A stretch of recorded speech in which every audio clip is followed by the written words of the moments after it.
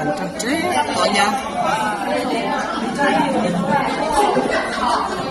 Mình trẻ trốn lắm mà nha. Quen cần chân chế quá.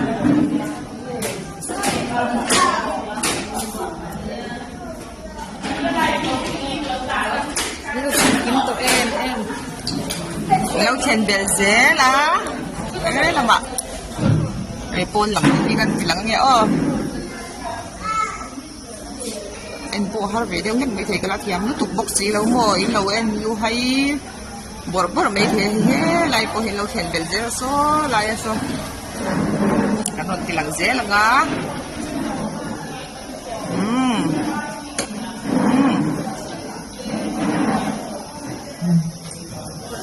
Thế là một cái bộ hiền.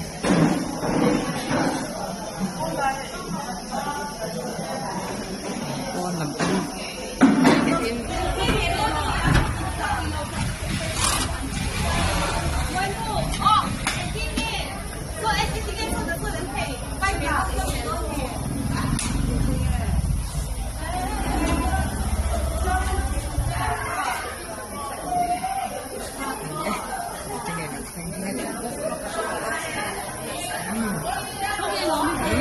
Aresa lẩu thanh nghe, aresa, đây lẩu thanh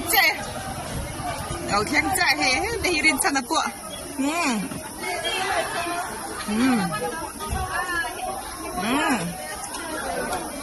bố đang cần chân chè, phèn lẩu thanh tận đi vợ.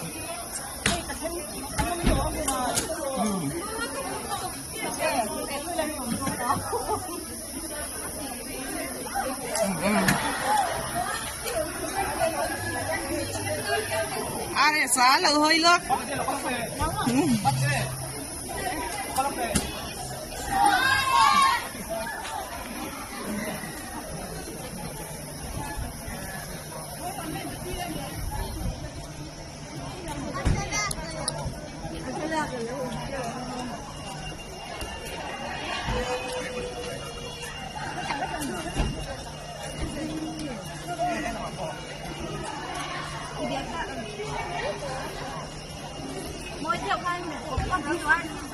Cái cô cái chuyện đấy vì tụi.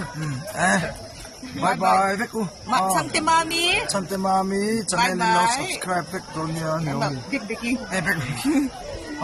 No subscribe Vic Tonya. Mà cô đầu tiên tỏa, em cần chân chết mà cần chân thì lâu thế ba. Xung làm cô cắm tắm tổ lúc tôi ba, anh ôm về đều mút to nè. Em cần chân chép tỏa thì nghe làm thế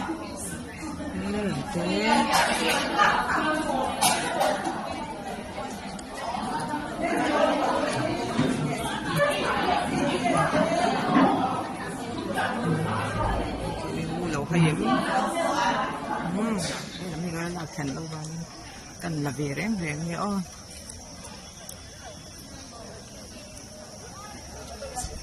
Sante mai khá mình cái làm địch thầy lẩu chuyển mấy lẩu ngay đâm lóc mấy rõ.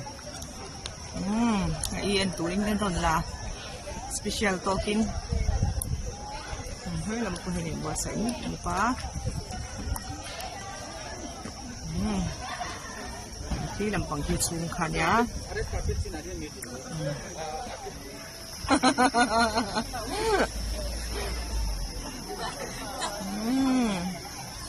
Thế lại thì sắm xuân ở tên đồ bà po.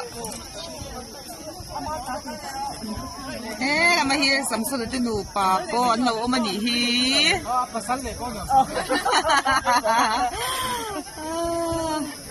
Lại ổn á.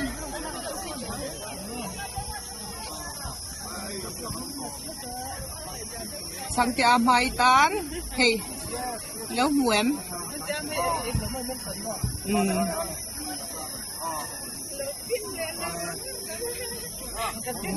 Alessandro, Isonti, nghe chàng ya, cái gì đang khóc này cái con mày lái đồn. Thế thì Alessandro tia, lần về đấy đang ngủ.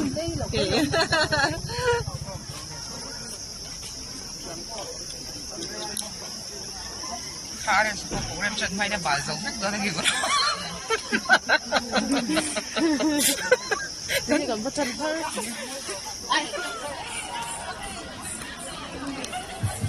Hello, hello.